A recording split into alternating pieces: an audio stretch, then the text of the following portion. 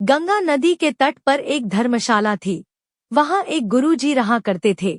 वह दिन भर तप और ध्यान में लीन होकर अपना जीवन यापन करते थे। एक दिन जब गुरुजी नदी में नहा रहे थे, उसी समय एक बाज अपने पंजे में एक चूहिया लेकर उड़ा जा रहा था। जब बाज गुरुजी के ऊपर से निकला तो चूहिया अचानक बाज के पंजे से फिसलकर गुरुजी की अंजुली में आकर गिर गई। गुरुजी ने सोचा कि अगर उन्होंने चूहिया को ऐसे ही छोड़ दिया तो बाज उसे खा जाएगा, इसलिए उन्होंने चूहिया को अकेला नहीं छोड़ा और उसे पास के बरगद के पेड़ के नीचे रख दिया और खुद को शुद्ध करने के लिए फिर से नहाने के लिए नदी में चले गए। नहाने के बाद गुरुजी ने अपनी शक्तियों का इस्तेमाल करके चूहिया को एक छोटी लड़की में बदल दिया और अपने साथ आश्रम ले गए। गुरुजी ने आश्रम पहुंचकर सारी बात अपनी पत्नी को बताई और कहा कि हमारी कोई संतान नहीं है, इसलिए इसे ईश्वर का वरदान समझकर स्वीकार करो और इसका अच्छे से लालन पालन करो। फिर उस लड़की ने स्वयं गुरुजी की देखरेख में धर्मशाला में पढ़ना लिखना शुरू कर दिया।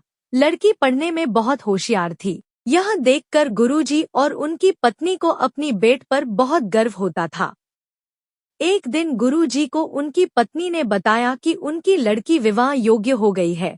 तब गुरुजी ने कहा कि यह विशेष बच्ची एक विशेष पति की हकदार है। अगली सुबह अपनी शक्तियों का उपयोग करते हुए गुरुजी ने सूर्य देव की प्रार्थना की और पूछा, हे सूर्य देव, क्या आप मेरी बेटी के साथ विवाह करेंगे? यह सुनकर लड़की बायली, पिताजी, सूर्य देव पूरी दुनिया को रोशन करते हैं, लेकिन वह असहनीय रूप से गर्म और उग्र स्वभाव के हैं।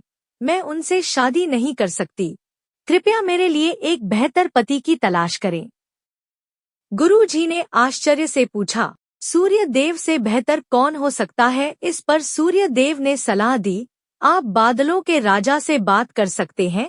वह मुझसे बेहतर हैं, क्योंकि वह मुझे और मेरे प्रकाश को ढक सकते हैं। इसके बाद गुरुजी ने अपनी शक्तियों का उपयोग करते हुए बादलों के राजा को बुलाया और कहा, कृपया मेरी बेटी को स्वीकार करें। मैं चाहता हूँ कि अगर बेटी की स्वीकृति हो तो आप उससे शादी करें। इस पर बेटी ने कहा, पिताजी, बादलों का राजा काला, गीला और बहुत ठंडा होता है। मैं उससे शादी नहीं करना चाहती। कृपया मेरे लिए एक बेहतर पति की तलाश करें। गुरुजी ने फिर से आश्चर्य में पूछा, भला बादलों के राजा से भी बेहतर कौन हो सकता है? बादलों के राजा ने सलाह दी, गुरुजी, आप हवाओं के भगवान वायुदेव से बात करें। वह मुझसे बेहतर हैं, क्योंकि वह मुझे कहीं भी उड़ा कर ले जा सकते हैं। इसके बाद गुरुजी ने फिर से अपनी शक्तियों का उपयोग करते हुए वायुदेव को बुलाया और कहा, कृपया मेरी बेटी के साथ विवाह स्वीकार करें। अगर वह आपको चुनती है तो। लेकिन बेटी ने वायुदेव से भी विवाह करने से इनकार कर दिया और कहा, पिताजी, वायुदेव बहुत तेज हैं। वह अपनी दिशा बदलते रहते हैं। मैं उनसे शादी नहीं कर सकती। कृपया मेरे लिए एक बेहतर पति की तलाश करें। गुरुजी फिर सोचने लगे, वायुदेव से भी बेहतर कौन हो सकता है? इस पर वायुदेव ने सलाह दी, आप पहाड़ों के राजा से इस विषय में बात कर सकते हैं। वह मुझसे बेहतर है, क्योंकि वह मुझे बहने से रोक सकते हैं। इसके बाद गुरुजी ने अपनी शक्तियों का उपयोग करते हुए पहाड़ों के राजा को बुलाया और कहा, कृपया मेरी बेटी का हाथ स्वीकार करें। मैं चाहता हूँ कि अगर वह आपको पसंद करती है तो आप उससे शादी करें। फिर बेटी ने कहा, पिता, पहाड़ों के राज बहुत कठोर हैं। वह अचल हैं। मैं उससे शादी नहीं करना चाहती। कृपया मेरे लिए एक बेहतर पति की तलाश करें। गुरुजी ने सोचा, पहाड़ों के राज से भी बेहतर कौन हो सकता है? पहाड़ों के राजा ने सलाह दी, गुरुजी, आप चूहे के राजा से बात करके देखिए।